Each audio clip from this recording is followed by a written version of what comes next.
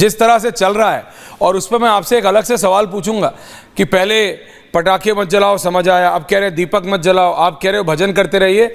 ये जो extra extreme secular के नाम पे जो एक्सट्रीम लेफ्टिस्ट, ये तो इस पे भी बोलेंगे साउंड पोल्यूशन होता है, भजन मत करो, क्योंकि ये एक सिस्टमैटिक प्रोसेस है। ये सनातनियों को उनकी जड़ों से डिस्कनेक्ट करने का प्रोसेस है। जब होली दिवाली मनाएंगे ही नहीं आप सोचिए अगली जनरेशन को, स्कूल में बच्चे, चाहे आपके हो सुधांशु जी, चाहे मेरे हो, सरवर साहब आपके हो, अनुराग भदौरिया जी, उनको सिस्टमैटिकली पढ़ाया जाता है, सिस्टमैटिकली होली पे पानी वेस्ट मत करो, दीपावली पे दीपक अब अभी तक पटाखे मत जलाओ था, अब दीपक मत जगाओ आ गया है, दीपक मत जगाओ। कोई कहता है सुधांशु जी क्रिसमस पे लाइट्स मत जलाओ, आपने सुना है पूरी दुनिया में कहीं भी? नहीं। दिवाली पे पटाखे मत जलाओ, सारा पोल्यूशन होता है। फैक्ट रिपोर्ट उसके विपरीत है, लेकिन कोर्ट ने कहा ठीक है मानते हैं। दीपक मत जगाओ, अब ये क्या है? सारे के सारे नॉर्थ पोल के जितने भी वो हैं वो सब दीपक से ही पिघलेंगे क्या? क्रिसमस की लाइटों से नहीं पिघलते भैया, उनका अपनी अपनी प्रथा है, हमारी अपनी है, लेकिन ये सिस्टमैटिकली हो रहा है। सुधांशु जी, सुधांशु जी पे चले गए। एक लाइन में एक फैक्ट बोल दूं। हाँ, हमारे यहाँ जो दीपक जलाए जाते हैं वो घी के दिए दीपक जलाए जाते हैं, और घी में गुड कोलेस्ट्रॉल होता है, वो देसी गाय के जो मिल्क से बनता है उसमें A2 मिल्क होता है। इसलिए मैं बताना चाहता हूं, और फिर भी अगर किसी को वो हो तो आपको पता सबसे ज्यादा ग्लोबल वार्मिंग कौन करता है? सारे दर्शकों से कहता हूं जाके चेक करिए। ग्लोबल वार्मिंग के लिए जो गैस रिस्पॉन्सिबल है वो है क्लोरोफ्लोरोकार्बन गैसेज।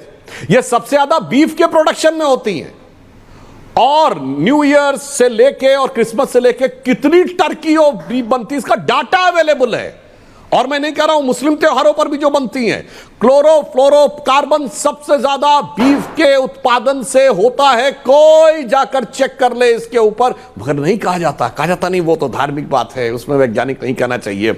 और यहां एक से एक वैज्ञानिक चीजें निकलती हैं, मगर उसके बाद कहा जाता। याद करिए ऐश्वर्या जी, एक दक्षिण भारत के मंत्री थे जिन्होंने कहा था भाजपा गोमूत्र वाले राज्यों में सिर्फ जीतती है। तो मैं कहना चाहता हूं गोमूत्र का anti fungal anti bacterial patent America में है, और जाके चेक कर लीजिए, उस पेटेंट का नंबर है 64100059। ये पेटेंट नंबर है। यानी जो वैज्ञानिक दिखता है उसके बारे में दुष्प्रचार, और जो नहीं दिखता है उसके बारे में यह प्रचार। इसलिए यह केवल एक विचार से प्रेरित है जो डीएमके की सरकार ने कहा था, इरेडिकेशन ऑफ सनातन धर्म, या जो 2021 में दुनिया की कई यूनिवर्सिटीज में हुआ था, डिसमेंटलिंग ग्लोबल हिंदुत्व। वो सारी कड़ियां आपस में जुड़ी हुई हैं, मगर आप चिंता मत करिए, अंततः यतो धर्मस् ततो जयः। रशीदी जी, आपका व्यू पॉइंट।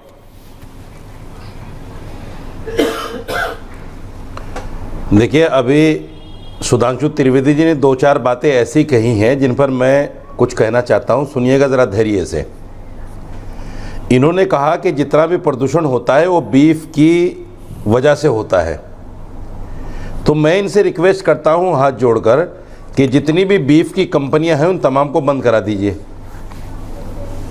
सबको बंद करा दीजिए। जो ब्राह्मण चला रहे हैं बंद करा देना चाहिए आपको, क्योंकि उनसे प्रदूषण हो रहा है, बुरी बात भाई है। सुनते नहीं है क्या? दूसरी बात इन्होंने कही कि 1949 में जब सारा प्रदूषण बीफ से नहीं है, बच्चों जैसी बात मत करिए। दिखी थी, अब्दुल नाम के कोई सिपाही थे, कांस्टेबल थे। सुप्रीम कोर्ट ने तो माना है इस बात को कि जो 1949 में मूर्तियां रखी गई वो गलत तरीके से रखी गई।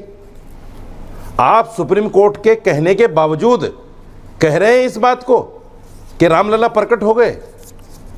सुप्रीम कोर्ट तो नहीं मानता उसको कि रामलला प्रकट हुए हैं, और आप कह रहे हैं प्रकट हो गए, रोशनी दिखी है। ये कहां से फलसफा लाते हैं सुधांशु जी, कहां से लेके आते हैं?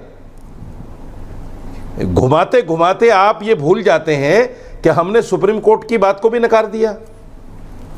दूसरी बात सुनिए, ये दीपावली है, और दीपावली जिस तरीके से हमारे बाबा मना रहे हैं वहाँ जाके अयोध्या में, मेरे भाई ये करोड़ों करोड़ रुपया जो खर्च हो रहा है सरकार का, अगर यही पैसा उन बेरोजगारों को मिल जाता जो जूतियाँ चटकाते फिरते हैं हायर एजुकेशन लेकर, शायद उनका कुछ भला हो जाता। छोटी छोटी बहुत सारी कंपनियां लग जाती, उनके बाल बच्चे पल जाते, उनका कुछ भला हो जाता। मनाइए आप त्यौहार, कोई मना नहीं करता, लेकिन क्या देश के संविधान में किसी सीएम या पीएम को यह इजाजत है कि सरकार का पैसा जाकर लगा दे किसी धार्मिक काम में? कौन सा संविधान चला रहे हैं आप? कौन से संविधान को मानकर सरकार चला रहे हैं आप? कभी सोचा आपने? आपको सिर्फ यह दिखाना और जताना है कि हम हिंदू हृदय सम्राट हैं।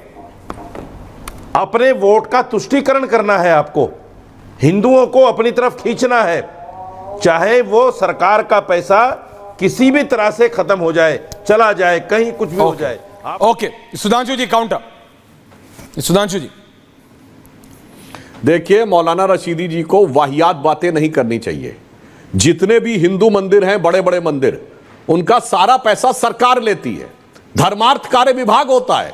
जितना सरकार मंदिरों से लेती है उसका 1/10 नहीं खर्च होता। भाई क्या बात करते हो, अनशंट बात करने लगते हैं आप आकर। और हकीकत यह है, आप हमसे बोल रहे हैं सरकार के खर्चे पर हज सब्सिडी लेने में समस्या नहीं थी। ये रोजा अफ्तार होता था प्राइम मिनिस्टर और चीफ मिनिस्टर के यहाँ, वो सरकारी खर्चे पे तो होता नहीं था, और आप लोग भी बड़े जलवे से जाते थे, और वो काफिरों के द्वारा दिए गए रोजा अफ्तार को आप बड़े जलवे से लेते थे। और सुनिए, आपकी जहां तक मेरी जानकारी है, इस्लामी अकीदे के अनुसार हज अपने पैसे से करना चाहिए, और हज सब्सिडी सरकार देती थी, और सरकार में 90% टैक्स पेयर तो आपकी परिभाषा के अनुसार काफिर है।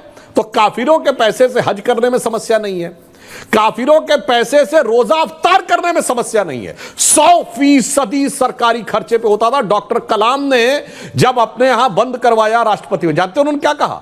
उन्होंने कहा ज्यादातर जो लोग आते हैं वो तो रोजा रखते ही नहीं है, सब तो खा पी के आते हैं, तो सरकारी पैसे की बर्बादी है। रशीदी साहब, कौन देता था? मुलायम सिंह यादव देते थे, लालू प्रसाद यादव देते थे, मनमोहन सिंह देते थे। रोजेदार थे, ना बुलाने वाला रोजेदार होता था, ना आने वाला रोजेदार होता था, खामखा का रोजा अफ्तार होता था, मगर उसमें सरकार का पैसा बर्बाद होता नजर नहीं आता था। मैं दर्शकों से कहता हूं, यही खतरनाक षड्यंत्रकारी मानसिकता है, इसे समझने की जरूरत है। अन्यथा मौलाना साहब बता दें कि क्या काफिरों के पैसे से रोजा तोड़ना और काफिरों के पैसे से हज पे जाना इस्लाम में वाजिब है?